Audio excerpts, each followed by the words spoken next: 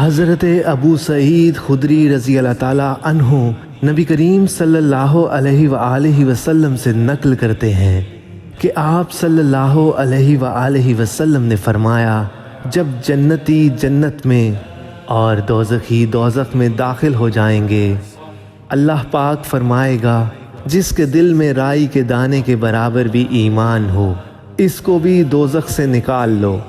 تب ایسے لوگ دوزخ سے نکال لیے جائیں گے اور وہ جل کر کوئلے کی طرح سیاہ ہو چکے ہوں گے، پھر زندگی کی نہر میں یا بارش کے پانی میں ڈالے جائیں گے۔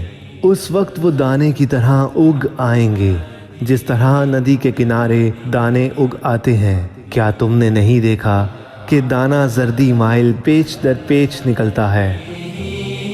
وصحبه وسلم